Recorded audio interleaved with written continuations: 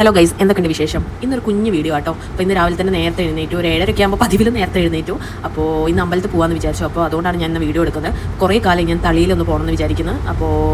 അപ്പോൾ ഇന്ന് തളിയിലേക്കാണ് പോകുന്നത്. ഡെയിലി ഞാൻ ഫ്രണ്ടിലെ വാതിൽ തുറന്നു കഴിഞ്ഞാൽ ഇങ്ങനെ ഒരു ഇരുത്തം പതിവാണ്. അപ്പോൾ ഇന്നും അതിന് മാറ്റമൊന്നും ഉണ്ടായില്ല.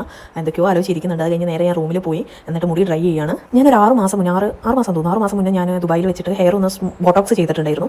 അപ്പം ഇപ്പോൾ ഏകദേശം അത് ഒരു 70% അത് പോയിട്ടുണ്ട്.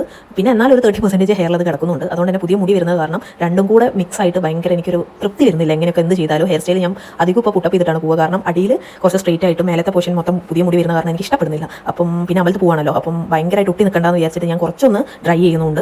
ഏകദേശം ഇപ്പോൾ എനിക്ക് തോന്നുന്നു ഒരു 8 മണി കഴിഞ്ഞിട്ടുണ്ട്. അപ്പോൾ ഇന്ന് ഞാൻ തളിയിലേക്കാണല്ലോ പോകുന്നത്. അപ്പോൾ അവിടെ എന്തായാലും 12 മണി വരെ ഉണ്ടാവും. പിന്നെ ഇന്ന് ഞായറാഴ്ചയാണ്. അപ്പോൾ എന്തായാലും 12 മണി വരെ ഉണ്ടാവും. അപ്പോൾ നമ്മൾ കുറച്ചൊന്ന് ലേറ്റ് ആയാലും വലിയൊരു ടെൻഷൻ ഇല്ല. അല്ലെങ്കിൽ നമ്മൾ ഒരു 8:30 ആകുമ്പോൾ വീട്ടിൽ നിന്ന് ഇറങ്ങുമെന്ന് പറയുമ്പോഴേക്ക് 9 മണിയാകുമ്പോൾ മാക്സിമം എല്ലാ അമ്പലവും അധികം പൂട്ടും.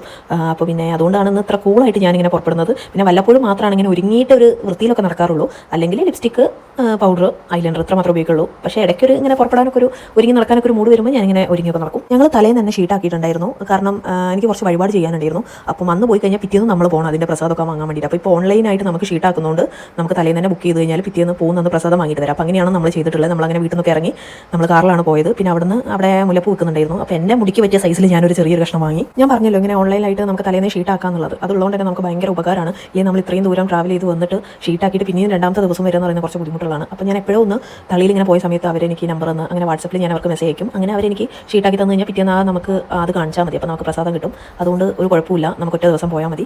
ഇവിടെ പൊതുവേ തിരക്കുണ്ടാവാറുണ്ട്. എനിക്ക് തോന്നുന്നു ലാസ്റ്റായിട്ട് ഞാൻ ഇവിടെ വന്നത് കഴിഞ്ഞ വർഷമാണോ അതിൻ്റെ മുന്നത്തെ വർഷമോ 2 വർഷം മുന്നേ ശിവരാത്രി അന്നാണ് ഞാൻ വന്നത്. അപ്പോൾ അന്ന് നല്ല ക്യൂവും കാര്യങ്ങളൊക്കെ ഉണ്ടായിരുന്നു, നല്ല തിരക്കായിരുന്നു. എനിക്ക് തോന്നുന്നു ഏകദേശം അന്നത്തെ ഒരു അത്ര ക്യൂ ഇല്ലെങ്കിലും ഇന്നും ക്യൂ ഒക്കെ നിന്നിട്ടാണ് നമ്മൾ തൊഴാൻ കയറിയത്. അത്യാവശ്യം നല്ല തിരക്കുണ്ടായിരുന്നു. പിന്നെ ഞായറാഴ്ചയും കൂടിയല്ല, പിന്നെ എല്ലാവരും വരുന്ന ഒരു അമ്പലം കൂടിയാണ്. അതുകൊണ്ട് അത്യാവശ്യം നല്ല തിരക്കുണ്ടായിരുന്നു. പിന്നെ നമ്മൾ തൊഴുതൊക്കെ ഇറങ്ങി നമുക്ക് കുറച്ച് പ്രസാദമൊക്കെ ഉണ്ടായിരുന്നു, അതൊക്കെ വാങ്ങി.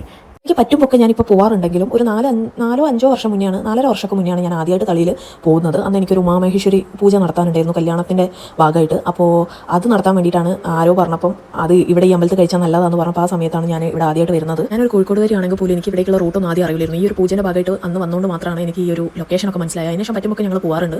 ഞാൻ ഒറ്റയ്ക്കും പോകാറുണ്ട്, എൻ്റെ അമ്മയും ഞാനും കൂടെ പോകാറുണ്ട്.